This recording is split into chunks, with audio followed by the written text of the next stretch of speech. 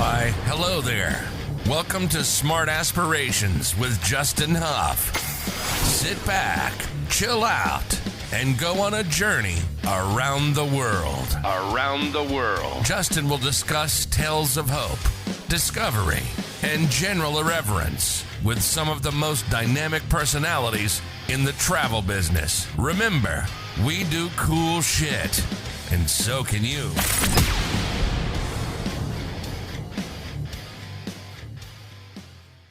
Dumala friends, welcome to episode 26 of Smart Aspirations with Justin Huff. Today, we are absolutely honored to have Mike Myers, the general manager of Xigera Safari Lodge, with us today. Xigera is Botswana's newest safari crown jewel in the heart of the Okavango. Mike, thank you so much for joining us. How's everything going this morning?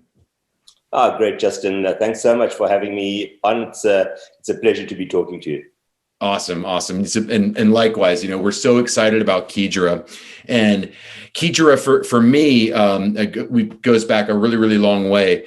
And to some listeners tuning into might know the name as well. It's obviously got a funky spelling and a funky pronunciation that people, mispronounce and lovingly so all the time. And it has such a nostalgic feel to a lot of people of us in the safari business and associate it with the old camp.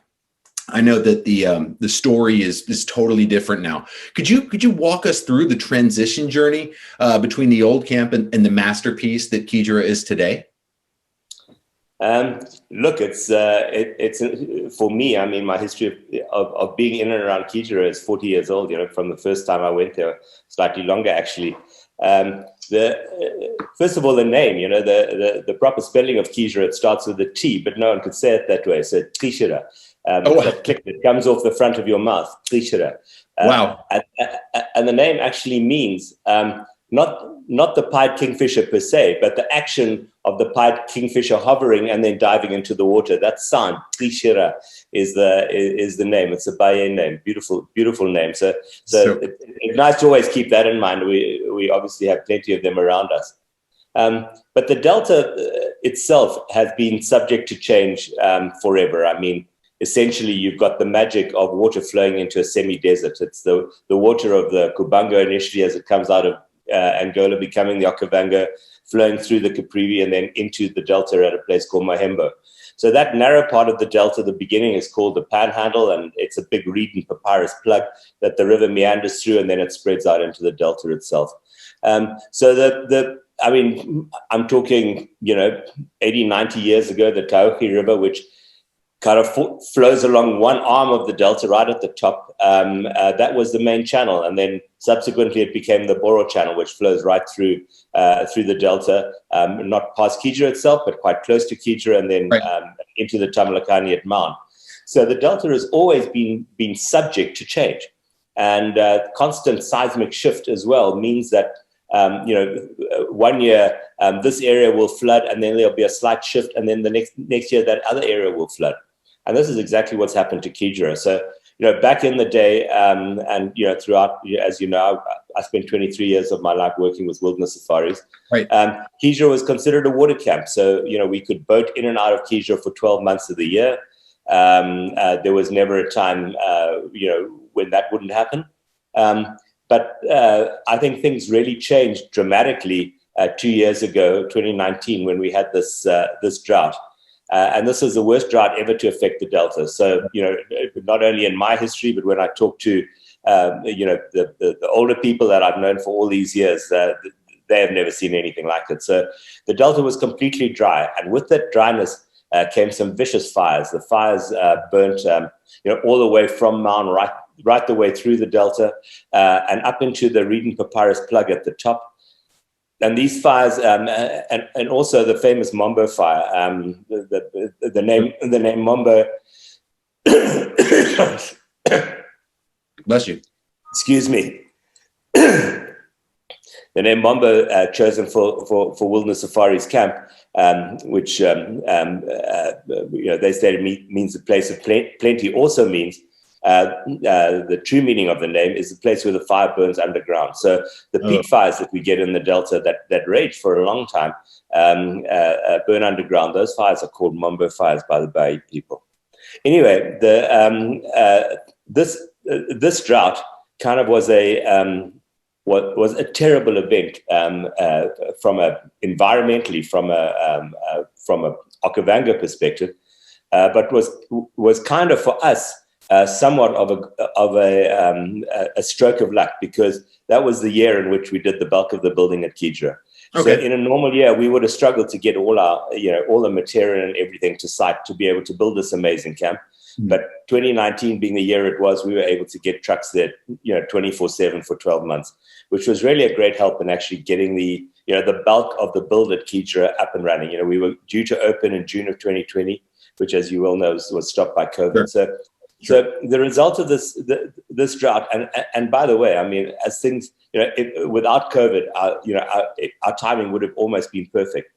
But because of this drought and the fires and everything that burnt, Xigera has become much more of a combination area.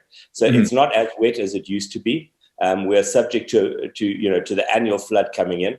So we only got water at Xigera around about July of 2019 during the drought. It was there for pretty much a month, filled up some of the floodplains to the west of where the lodge was.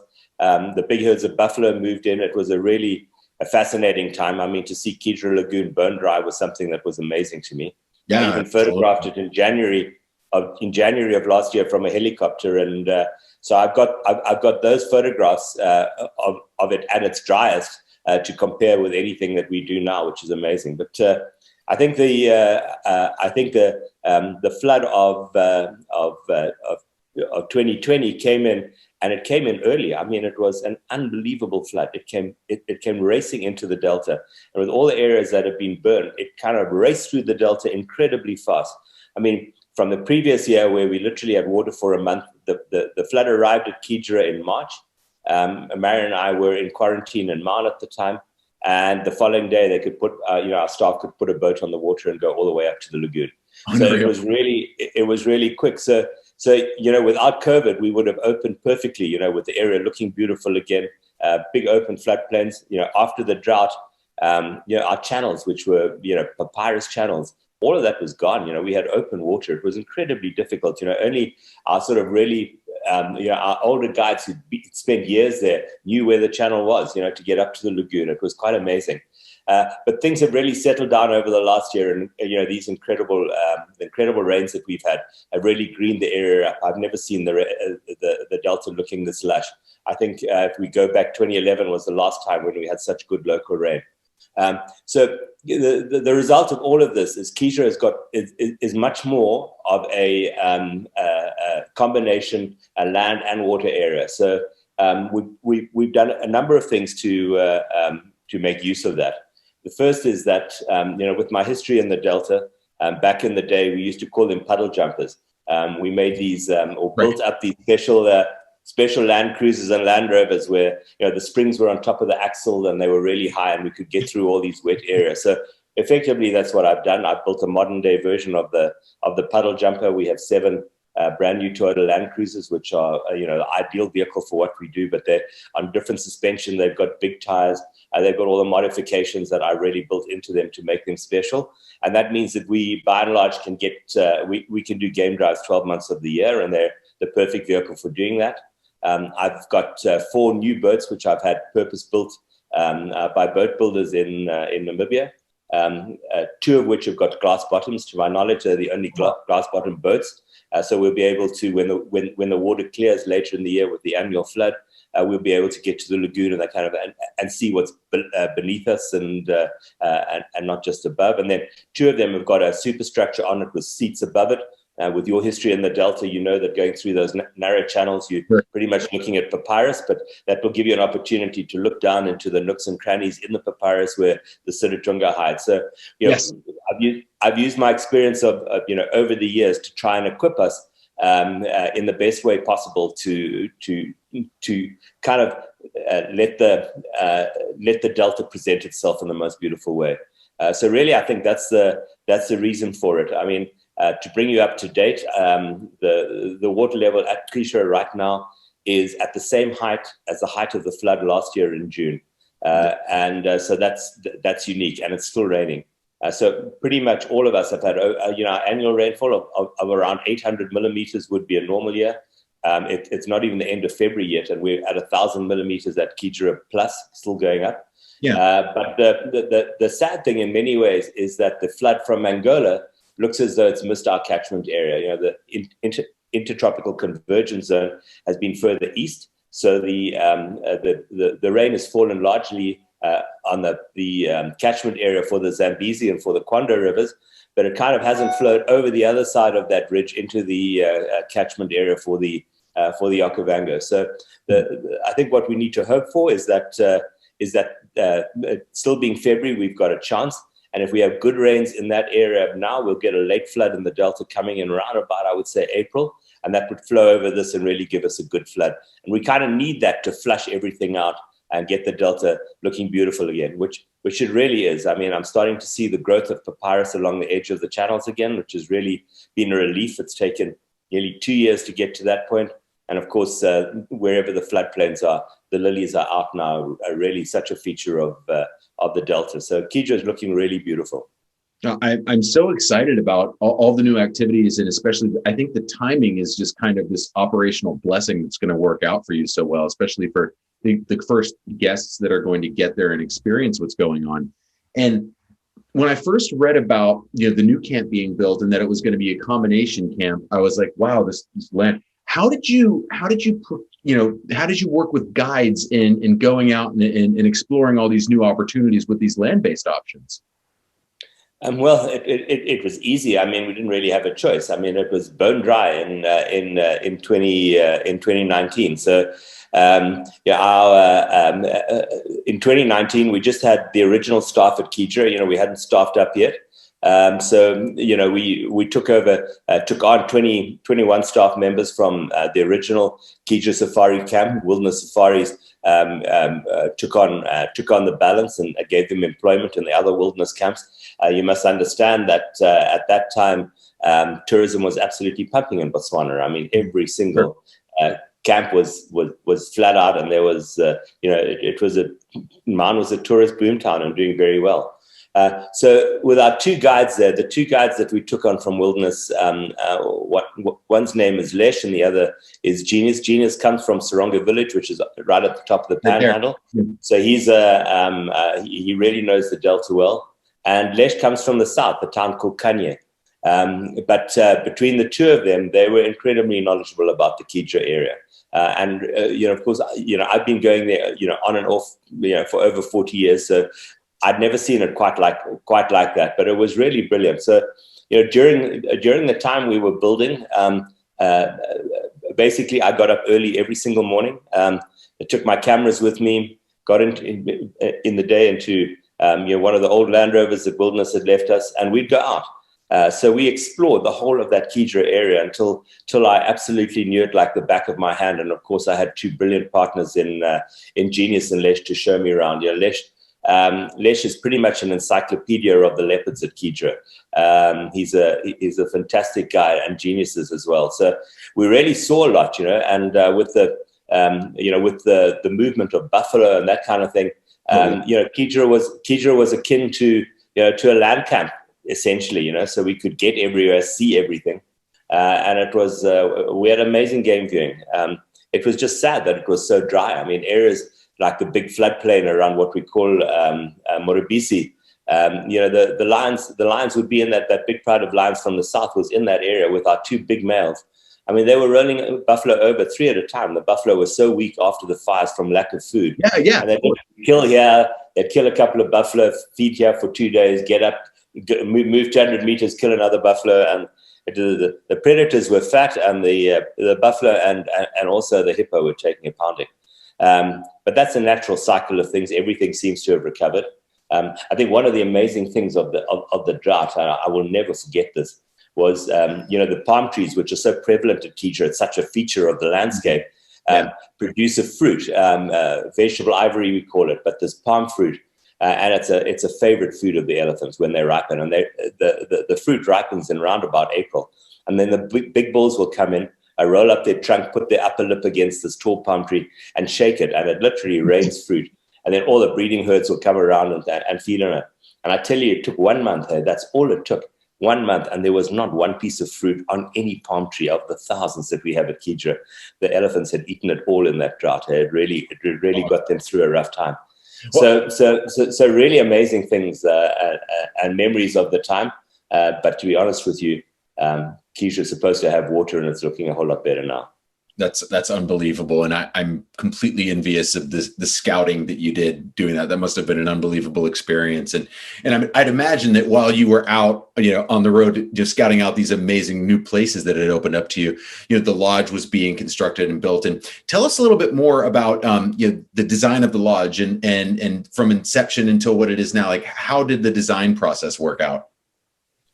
Well, the design process was fascinating for Marion and I to have been involved in. So we were lucky enough. Marion and I had been living in Zimbabwe in Victoria Falls. I was working pretty much at that stage as a photographer for wilderness safaris. I'd go to any one of the wilderness camps and do photography. And Marion was writing a blog, and the two of us would go around. It was called Mike and Marion on Safari. It was a lot of fun. I had a perfectly equipped Land Cruiser, and every month we'd go, maybe it was Zambia this month, the next month it might be Malawi, or we might drive down to Botswana and go to the Kalahari. Right. It was, excuse me, it was a brilliant time. But around about November of 2017, I'd been a guide to the Tolman family for well over 20 years at that stage. And Mr. Tolman's dream was always to have a lodge in the bush. It was something that he really wanted. In the 70s, they had a lodge called Sobili in South Africa, and it was something that was right in his heart. This is something he really wanted. As you know, they were major shareholders of Wilderness Safaris, and during the process of them selling their shares, part of the deal was that they wanted one area to themselves. And for Mr. Tolman, whose love has always been the water activities, Xigera was really the place that he wanted. So that's how that started, and it was a really good thing. And for me, after all my years to end up right in the twilight of my career, I suppose, with an opportunity to be able to look after one area and one lodge and do it perfectly has really been a dream come true. So with that said, in November of 2017, there was a trip organized which brought in this amazing architect called Anton de Kock, who came in with various people from Cullinan Holdings, which is the company here based in South Africa that does a lot of the Tolman tourism work. And we went out, and it was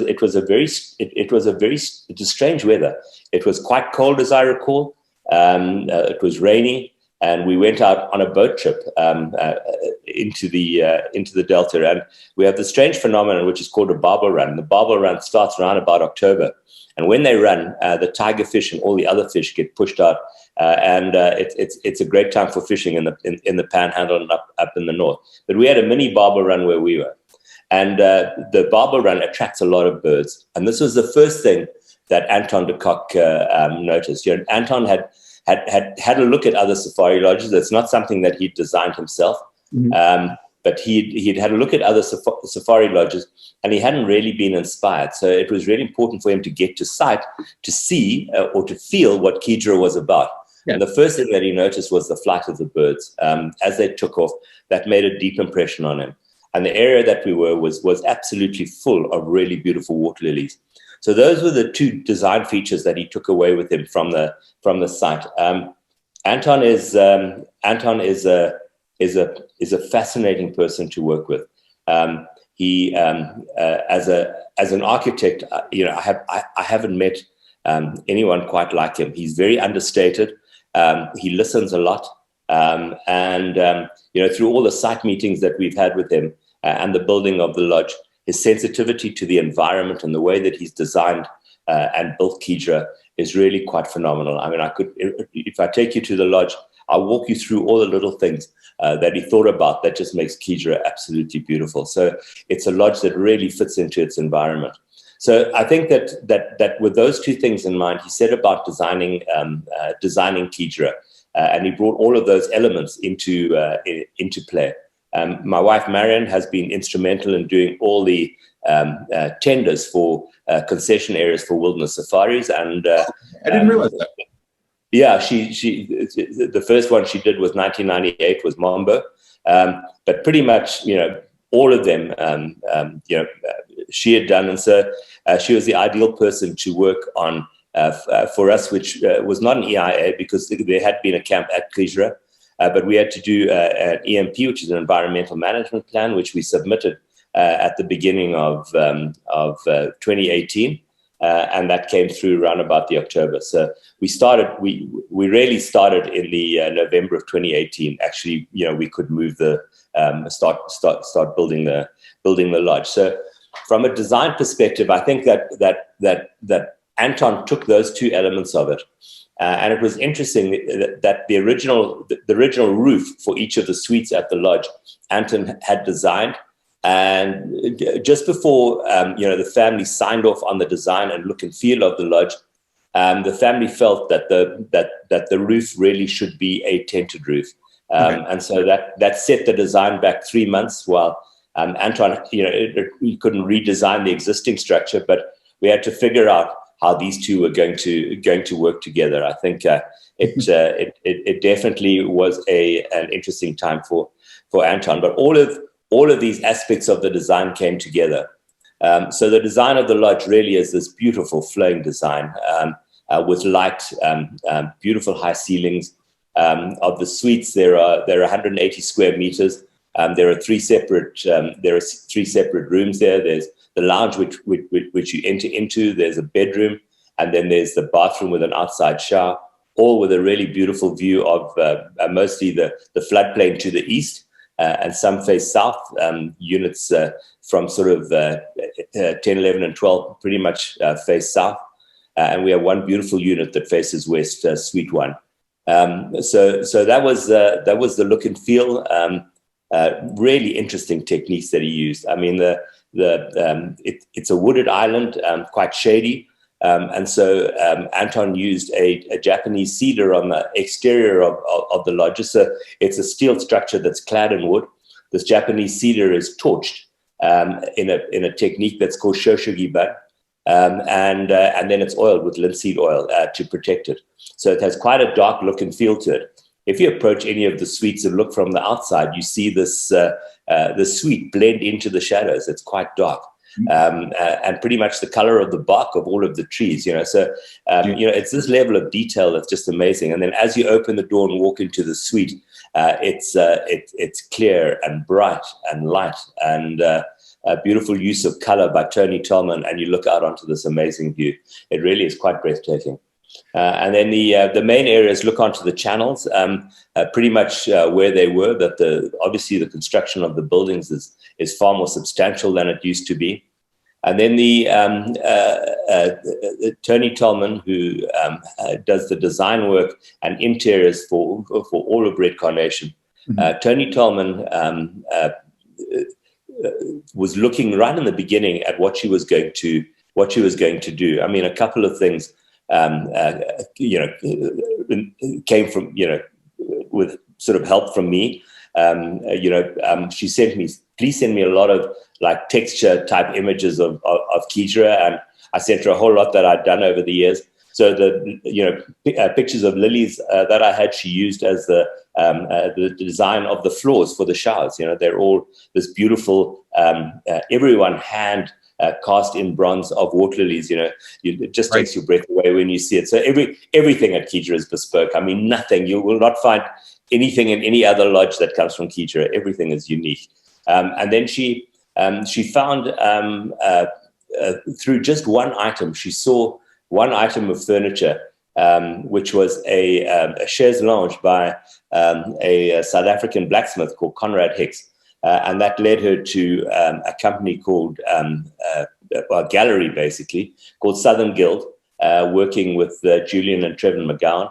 And that really became then the inspiration. I mean, 80 different artists, the work that they produce, this then became all the facility, the manner in which she's done all the design for Xigera. So it literally is a gallery of some of the most beautiful art from all African artists in Southern Africa. These beautiful ceramic pieces by Madoda Fani, for example, Andili Giovanni, who's made the stools for our chess table, Chuma Maweni's, whose beautiful pot ceramic work is through the area. Otto Duplessis from Bronze Age, all these bronze casts and things that he's done for us. It really, I could go on, Scott Ness woodcuts. I mean, it really is something to see. And if you get to the lodge and start looking at the detail, it really would take your breath away. It's quite beautiful. Well, I just can't imagine. This is the first that I've ever heard of a lodge or a property anywhere on planet Earth, basically, that every single piece that's in it was bespoke and designed just for the purpose of being in Xigera.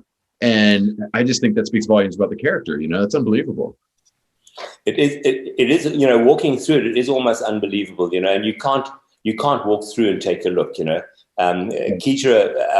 has many beautiful spaces where you would go. I mean, as you walk into the lodge, the first thing that catches your eye is this amazing water lily reflection fireplace made by Otto Duplessis at Bronze Age.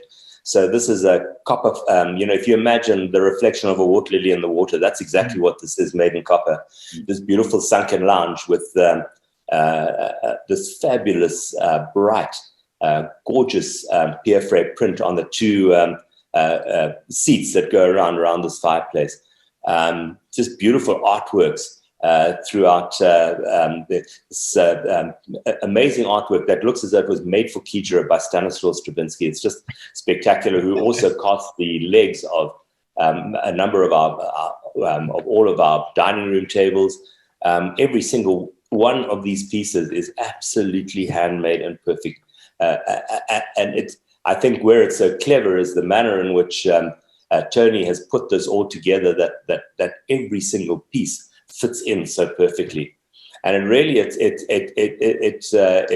just takes your breath away. I mean, you walk straight through that, into our lounge, through the main area, past this amazing bar, handcrafted bar by Meyer van Willig. There's an outside bar by Meyer as well. The dining room, this incredible wine cellar that we have. That we stocked really beautiful wine. We did our first wine tasting in the cellar the other day of our beautiful Bouchard Finlayson wines, for guests that were there. And so really there's a lot to Xigera. It's not just a safari lodge per se, but I think the whole experience of the warmth and hosting and generosity of a Red Carnation hosting experience, combined with the really beautiful and exquisite area that Xigera resides in, is an absolute assault on the senses. Let me put it that way. It really, there's just so much of the rawness of what happens out in the wild, and just the magnificently beautiful lodge that is Xigera. Well, it's a work of art, and everything from that level of that standard, from the incredible game viewing, which is why people are going there in the first place, to unbelievable accommodations, immaculate design, and I would imagine that you touched on the wine as well. But with all of these, you've got to have incredibly high food standards, and operating in a remote area like where your concession is in the Okavango Delta. I mean, that's not easy to procure food there. I mean, how do you source and how do you ingredients at such a high standard, and additionally find excellent chefs to prepare this? Look, if you know Red Carnation, food and chef have a super high priority within the Red Carnation. 100%. And this is really a critical part of it. So I think that the first thing was that, for the family, we had to build a kitchen that was just that had no equal. Okay, we certainly done that. There are three kitchens effectively at Xigera. There's in the dining room, there's an interactive kitchen where, we can cook for the guests right there. I mean, we do breakfast there. Sometimes we do lunches.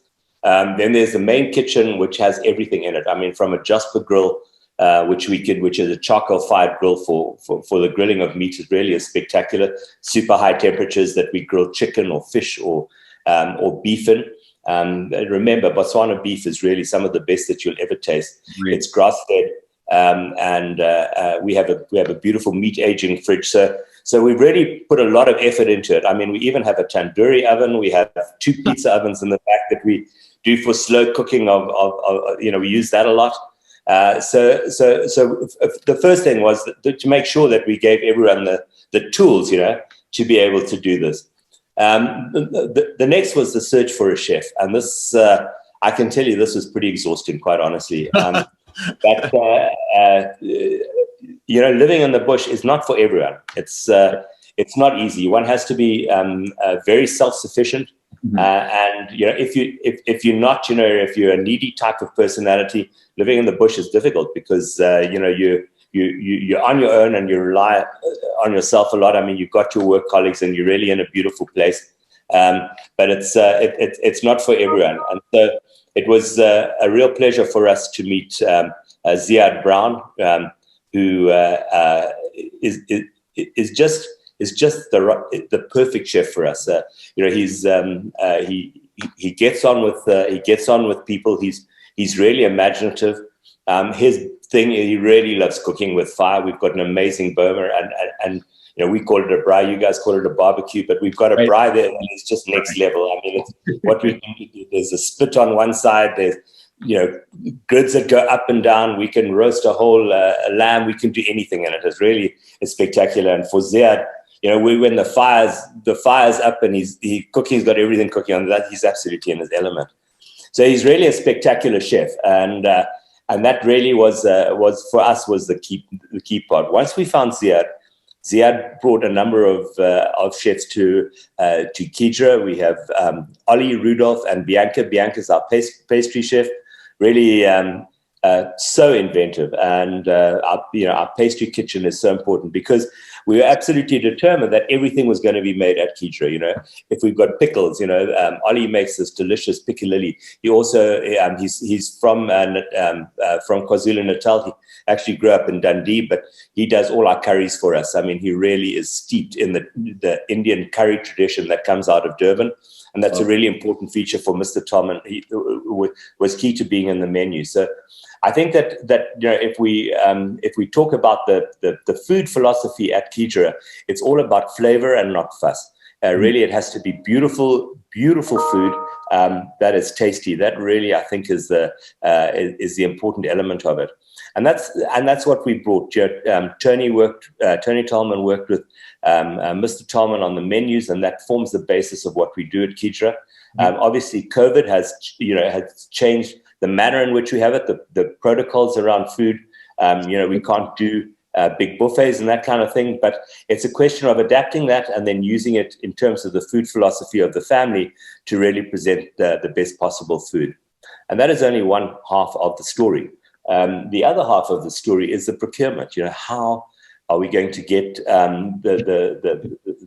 the produce in that we can produce this amazing food with? So from that perspective, this again was an exhaustive process. So we've hooked up with a local producer of food who has a tunnel just on the Border River going out of close to the Buffalo Fence, if you've ever been up the Tamalakani. His name is Mario Rizzolo. He's an interesting character. Mario is born in Finland, but grew up in Scotland, and has found his way magically to Botswana and has set up this tunnel. And so a lot of our salad, vegetables, leaf salad, and all of that kind of stuff are grown locally. And we're engaging with Mario right now to put in a second tunnel where he'll produce our produce and also be able to sell locally. And he's only interested in working with small buyers. I mean, we're not really a small buyer at Xigera. We'll definitely have a weekly order with him.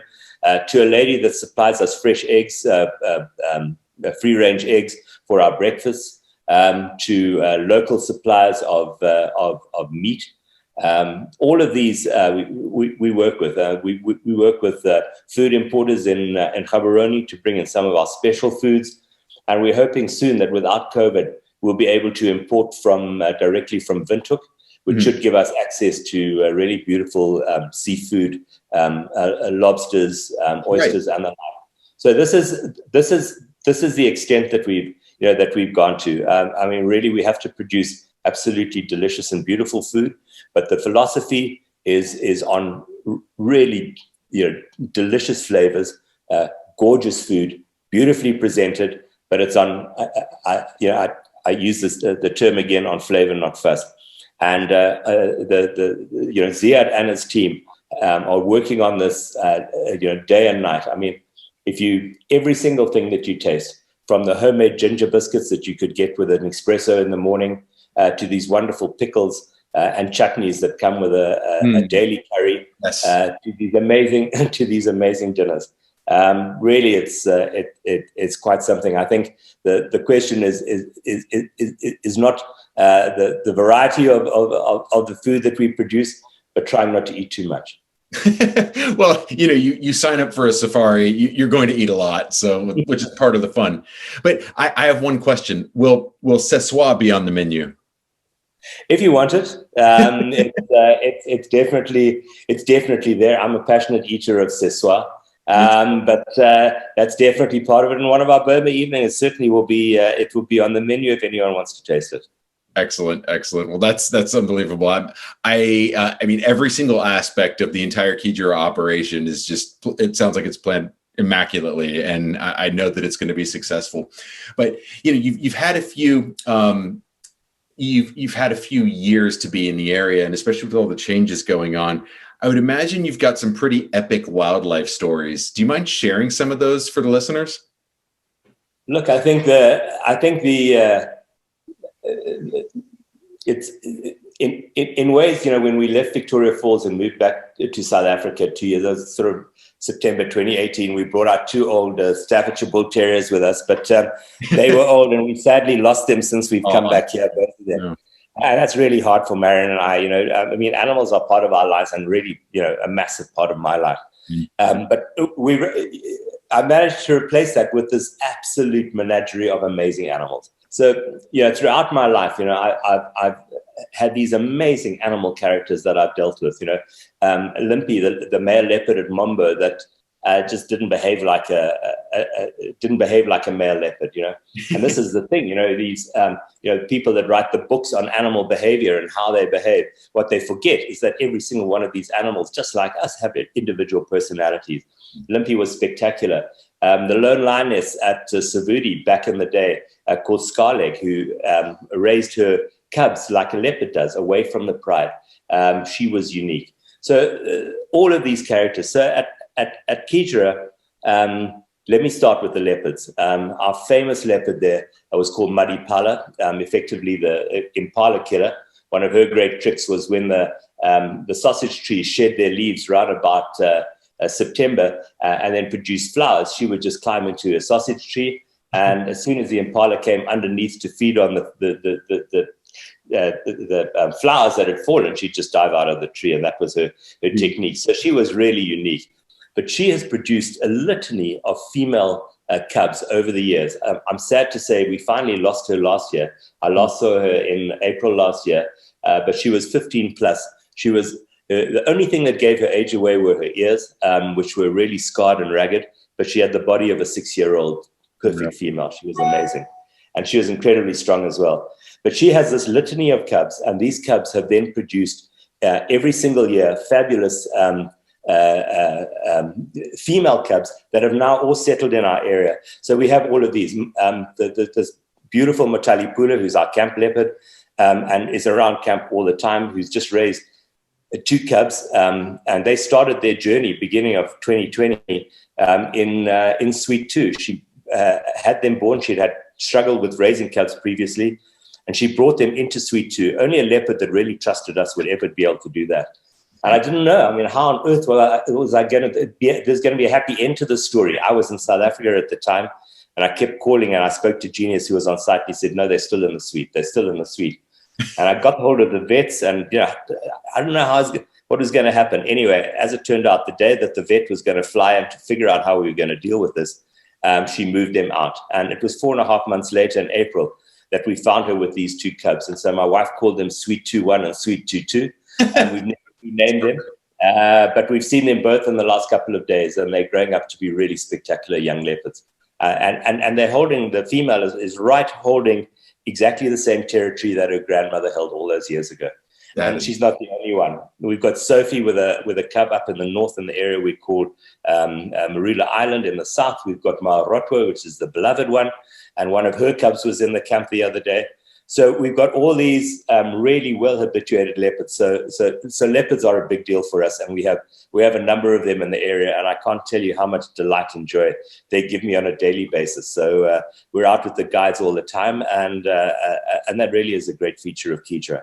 But the other 2 have been absolutely amazing. We have 2 lionesses that act as lone lionesses. As I say, back in the day, this was how a Scarleg used to produce her cubs and look after them. But the first one we called Cecilia. And a lot of these names come from Lesh, our guide. He's always named animals and that kind of thing. It's so much fun, going out and talking with them about it all. So anyway, she was a lone lioness. And while we were building, I've got pictures. She'd walk past us and go and sleep in the parking lot the entire day. She was alone. She just liked the sound of our voices. She's never aggressive towards us, absolutely no sign of aggression of any description. And then we'd see her out, she'd be hunting. But anyway, March of 2019, she produced 3 cubs quite close to the camp. She's still with us to this day. Of the 5 cubs she's produced, 4 of them are adults now, two males of nearly 2 years and 2 females. And her with those 2 females will become the nucleus of the Xigera Pride, I'm quite certain. They're in camp just a few days ago, right in front of Suite 2, and they met up with this other amazing lioness, also a lone lioness, who we called Alice. Alice was prevalent during the building years. Obviously the camp is built up, so that we're above ground. And Alice would come into camp, and we never knew where she was. So from the song, living next door to Alice, that's what it was like. We never knew exactly where she was. But anyway, Alice was pregnant, and I was quite convinced she was going to have her cubs underneath the kitchen. So on a daily basis, she'd come and settle under the kitchen, and she was fine. But one day, Ike, our senior guide, said, "Mike, she's looking really uncomfortable." And that night, she produced her cubs under a fallen tree right next to the walkway to Suite 11. So on the day they were born, I was able to photograph them. So you can imagine, Justin, this lioness is no more than 6 feet away from me with 2 brand new cubs, and I'm standing there looking at her and photographing her. So for 7 weeks, we had this unbelievable situation with Alice, in camp with these 2 cubs, and we saw them in different places. She'd move them around, and so we saw the birth of these. Never in my life would I ever have experienced that. Anyway, we're hoping that she has both of them. Still, she's in camp as we speak. She was a little bit injured a few days ago, but I think only a sprain. And what was interesting was on the day that Cecilia was in camp, so was Alice. And the 2 of them met, and Alice's cubs had hooked up with one of, Cecilia's cubs. Adult cubs had hooked up with one of these babies. So that interaction happened right in front of Suite 2. It was quite amazing. Real. So great animal characters, and that doesn't even start to tell the story of everything else. We've got buffalo when it's dry later in the year. The buffalo come into our area. The giraffe, we've got one giraffe that doesn't have a tail, who I see all over the place. Just really interesting and unique animals that are throughout the Xigera area. And then obviously that we have all these amazing activities. Well, I remember reading, because we used to have group departures come through Xigera, and I just remember hearing I never heard feedback like this in terms of the predator sightings and the abundance of predators that you have. There was always good game, but as you know, it was water-based things and activities. So you'd see your elephant, you'd see your buffalo, you see your hippo. I remember the hippos at Xigera. Always that was such an iconic thing. But this is just unbelievable, and what an opportunity to explore this area. No, it's fabulous, but the thing about Xigera is that it's dynamic. You can never say, we never know what the weather gods are going to produce for us. We might have a high flood this year and a low flood the following year. Whatever it is, we've equipped ourselves to be able to handle anything that the Delta throws at us. I mean, if we end up with a really high flood in the Delta, we'll be working more with water activities, our glass bottom makoras, the boats and all of that kind of thing, and less land to travel on. But that's life at Xigera, and it's dynamic, it's beautiful. The area is exquisite. For me, it's the heart of the Okavango Delta. Well, Mike, I think that the next natural, logical step is for everybody to get on a plane and go to Xigera, of course. Definitely, and I think that the trend in safaris is definitely changing. I mean, back in the day, if you had 6 nights, you'd choose 3 camps for 2 nights and kind of rush from place to place. Right. I just think it's wrong. You don't see more by going to more places. You really need to get in and set. Xigera is certainly a lodge in which you can settle in. I mean, we always say that at Xigera you can do as much or as little as you want to do. So we have the most exquisite spa with great people that run it. Really, it's a purpose-built spa. It is quite beautiful with these gorgeous American Tata Harper products. Lollipop, our senior spa attendant in Boy, will really look after people there. A gorgeous yoga deck. And my wife Marion is a yoga teacher, and early morning yoga on the deck is also an option. And certainly in winter, I see no reason to get up before dawn on a winter's morning and go out. I mean, it's just uncomfortable. It's cold, and the animals feel the same. They don't start moving till later. Mm-hmm. So all of these things are available. We have a routine and a kitchen that can produce a meal or a snack at any time. So it really it lends itself to doing whatever it is the guest wants to do. It's really kind of set your own path. Obviously, we guide people, but the rooms all have, or the suites rather, all have Wi-Fi in them. So it really is a camp for and a lodge for the modern age. But so far of all the guests we've had, everyone wants to go out. Everyone enjoys spending time in the camp. I mean, our library, if you see our library, it's a place that's just meant to be lived in and loved. Well, I'm really glad that you said, spending more time and slowing down. And my listeners have really heard that's been a common theme that's going on, especially within Africa, is slowing down and spending more time. And I'm a huge proponent of long stays everywhere you go. And instead of if you've got most Americans 10, 12 days or so, focus on 2 or 3. That's it. And, we're bucket list tickers and we want to tick this, or our friends went here, so we have to do everything that our friends did. But I think that it's so important, especially now after everything that we've gone through. It's really, really good to just chill out and reconnect with nature in a beautiful, beautiful location like that.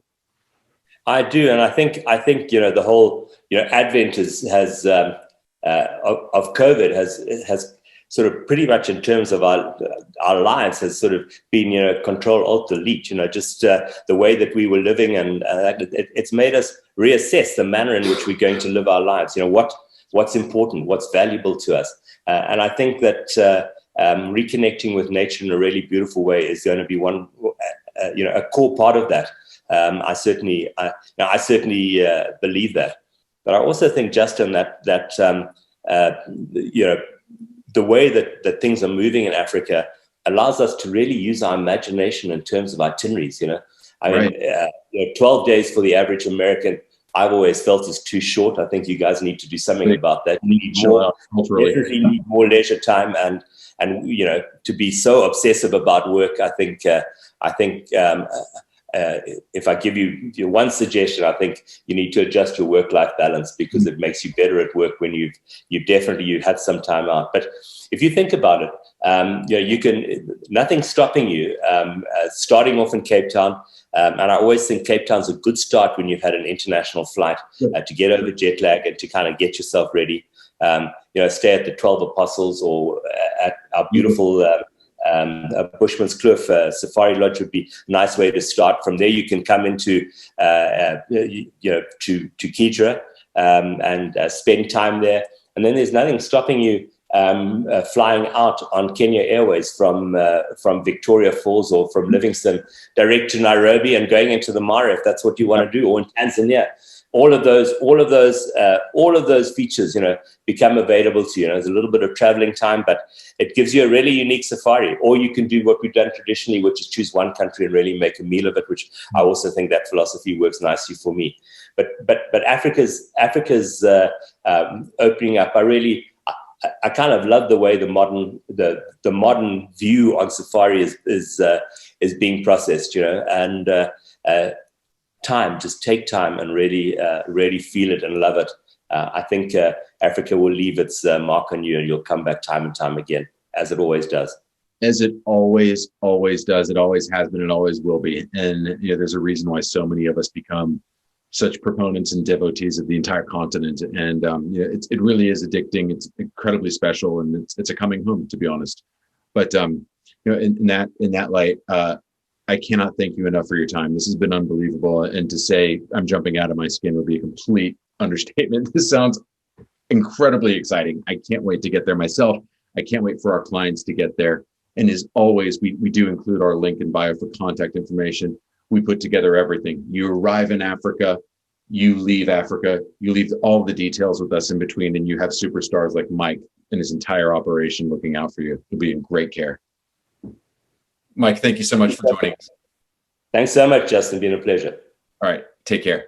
Thank you for listening to Smart Aspirations. Justin Huff is the manager of Swaggy Swan Travel. For all travel-related inquiries, please visit www.swaggyswan.com. That's www.swaggyswan.com. And click inquiries. Have a stupendous day, and we'll see you next week.